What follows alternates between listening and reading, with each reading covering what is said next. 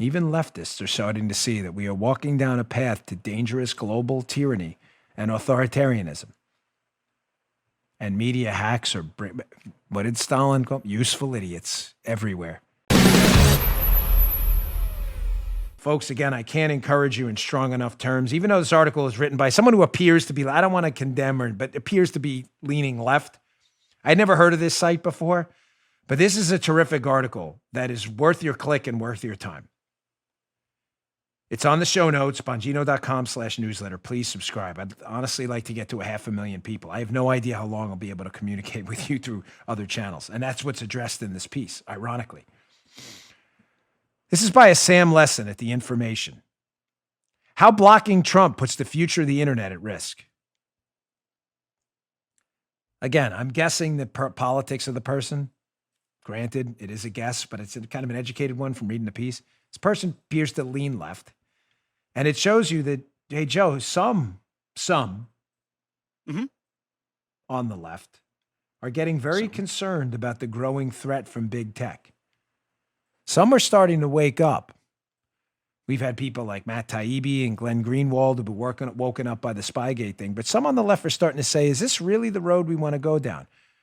This is part 2 of the segment I discussed before about we really want to do facial ID for banking, facial ID for law enforcement, facial ID databases. Oh my gosh, financial institutions, that could get ugly, right? Can't even get a bank. A bank found me at a Trump rally through facial ID. You want to live in a surveillance state? Before I get into the piece and 3 screenshots from it with her key, I want to get into a topic. Joe, this may ring a bell to you. You want to talk about our early days? This is when we were recording, I think, from my kitchen or something, back in Severna Park, Maryland. Do you remember when we talked about the difference between the public and the private self? We did a whole show on it. How it was a long time ago. It was like a Sunday. Remember when we only did Sunday? Yeah, you're right. Like show 2 or 3 or something on SoundCloud if it's still up. Yeah. Barely remember, I do. Yeah, Joe and I were discussing for probably an hour that although there are obviously many distinctions between totalitarian, authoritarian states and freedom-loving states, constitutional republics, I've always believed, I've said on the air, and I said in that early show, that the primary difference you always need to be concerned about between Soviet-style systems of government and freedom-loving republics like ours, or ours used to be, is the distinction between the private and the public self. What do I mean? This is an important point before I get into this. In a North Korean, Chinese-style model, there is no meaningful distinction between the public and private self in contrast to a republic.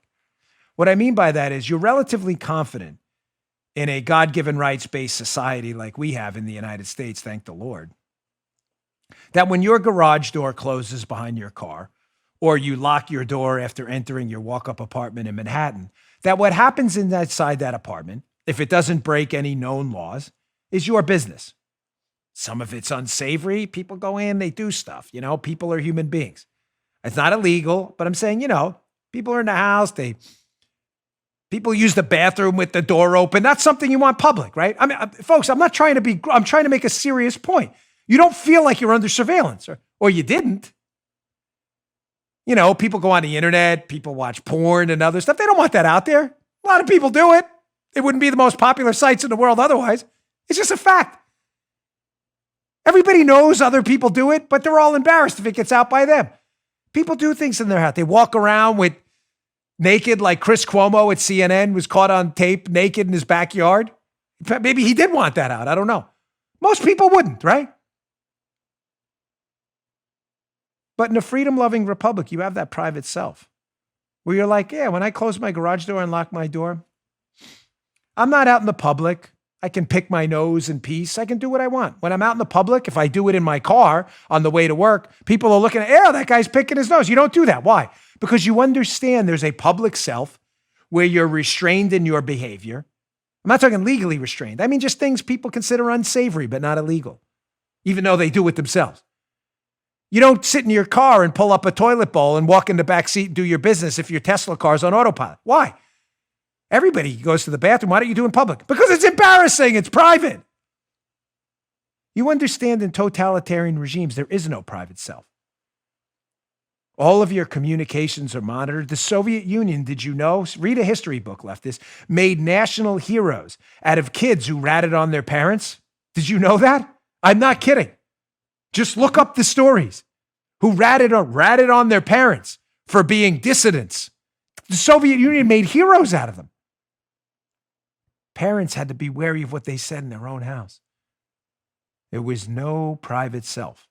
Everything was public and subject to sanction by the state.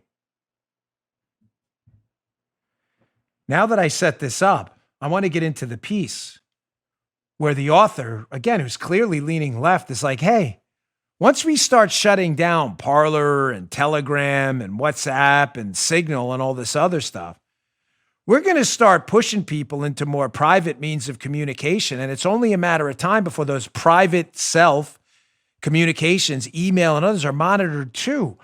Oh, kind of sounds like something we've warned about on this show for like 72,000 years.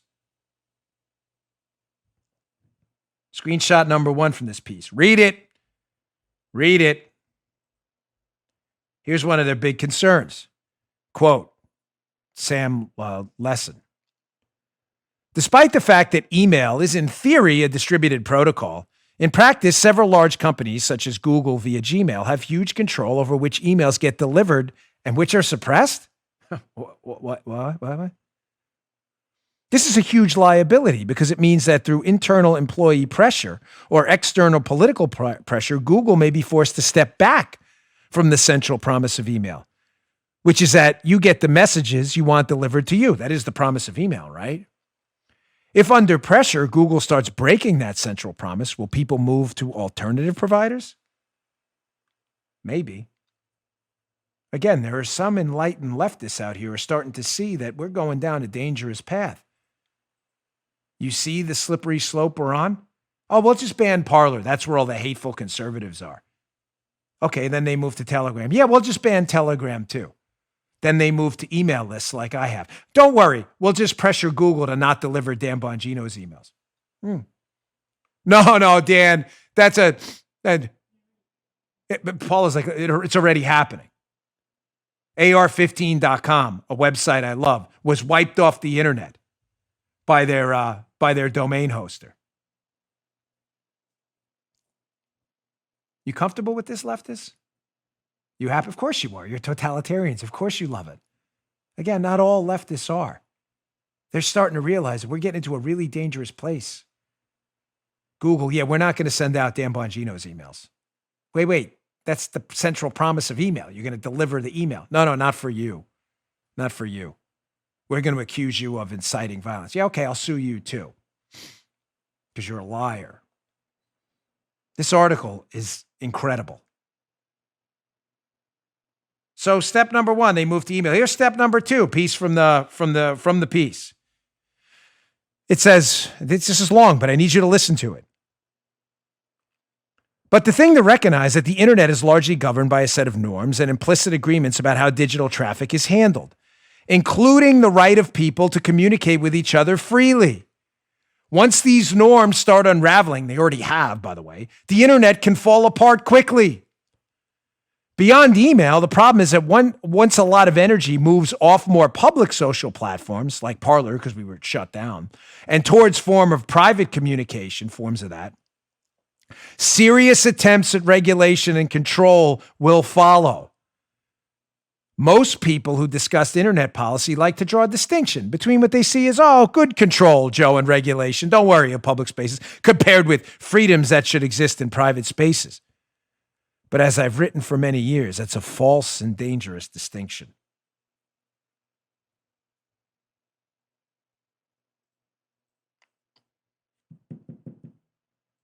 Kick us off Parler? Oh, then we'll go to email. Kick us off email? Don't worry, we'll go to Signal. Shut down Signal? What's next?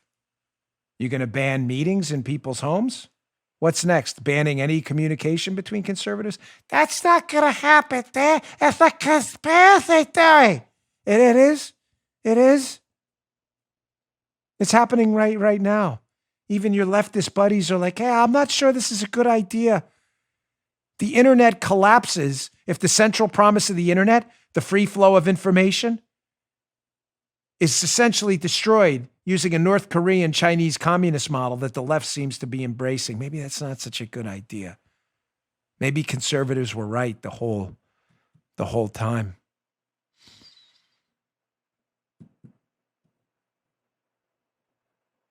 I'm reading about our Parler lawsuit right now.